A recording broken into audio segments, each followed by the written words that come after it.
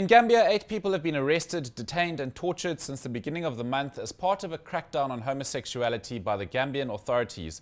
Amnesty International are calling this state-sponsored homophobia, which is in direct violation of international and regional human rights laws.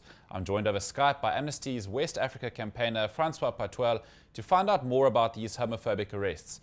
Good morning, Francois. Have there been any more arrests in Gambia this week? There has been a wave of at least 8 people in the Gambia since the 7th of November. And these are people who are targeted solely because of their sexual orientation or gender identity. This comes amidst a climate of fear for the LGBTI community inside the Gambia, where there were a number of homophobic statements made by the highest authorities of the country and a number of laws adopted which further criminalize homosexuality. This is really outrageous because it goes contrary to all the international human rights obligations of the Gambia, including a resolution that was passed at the African Commission, which was very strong earlier this year, which was very strong and which called on African states to protect people who are attacked on the basis of their sexual identity, sexual orientation or gender identity.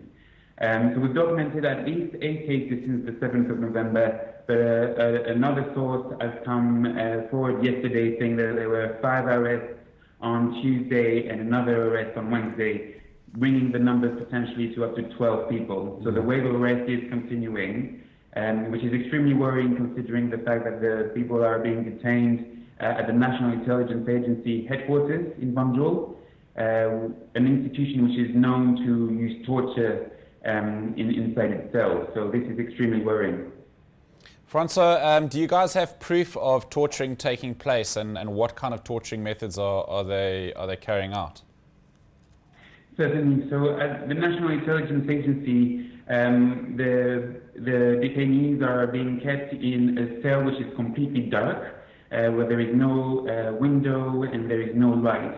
And they've been kept there for several days, which constitutes sensory deprivation, which is a form of psychological torture. And they've also been beaten in order to extract confessions of homosexuality and to extract information about the identity or whereabouts of other people who are suspected to be gays and lesbians. There has also been rape threats. So the detainees were basically told, you need to confess that you are gay or lesbian, or we will introduce a device in your anus or in your vagina to test your homosexuality. This constitutes a threat of rape. The Special Rapporteur on Torture, who was visiting the Gambia just a couple of weeks ago, was denied access to the National Intelligence Agency and to some of the detention centers, bearing a lot of criticism criticizing the Gambia for not allowing him to get access to the detention centers to investigate reports of torture, and expressing real concern that Gambia is used consistently in detention. Torture is used consistently in Gambian detention centers. Francois, now these attacks, this persecution that's being carried out, it clearly is unconstitutional. I mean, what are the I believe Gambia has passed what's being coined as homophobic laws, but to this extent, it does seem like it's really unconstitutional behaviour that's taking place. I mean, certainly the homophobic, the state homophobia in Gambia is well documented, both in terms of the statements that are made by the highest level of authorities in the country. I mean, the president has repeatedly come on national television comparing, for instance, homosexuality to a satanic behavior during the anniversary of his 20th anniversary of his rise to power, just earlier in October. He compared homosexuality to a satanic behavior.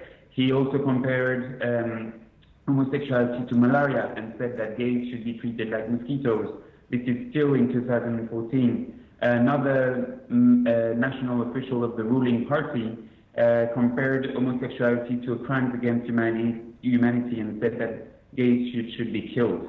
So you have there already the homophobic statements, which are backed then by the adoption of homophobic provisions.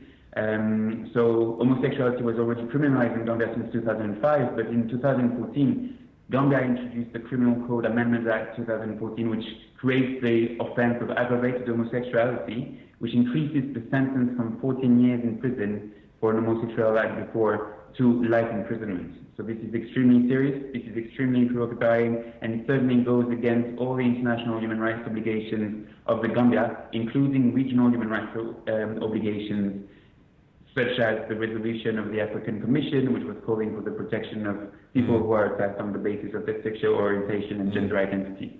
No, of course. I mean, this that was a landmark ruling that took place, the African Commission. Why are Gambian authorities being allowed to get away with this? And I mean, what are entities like yourselves, Amnesty International, how much power, how much influence do you have to make a difference there?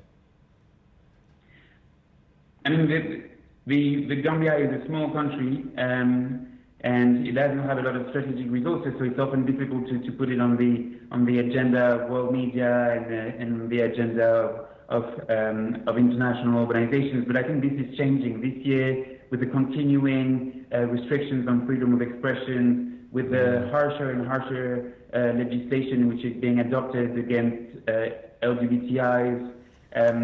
You know, this is really, we can see that the pressure on Gambia to change its attitude and its behavior towards human rights is really changing. We hope that this is going to have an impact on the presidency. The president has been in Gambia for 20 years, and this is now a crossroads for the Gambian regime. The Gambian regime needs to change and needs to take human rights more seriously and to protect people and to protect the rights of its people, including lesbian, gays, transsexuals, and intersex people.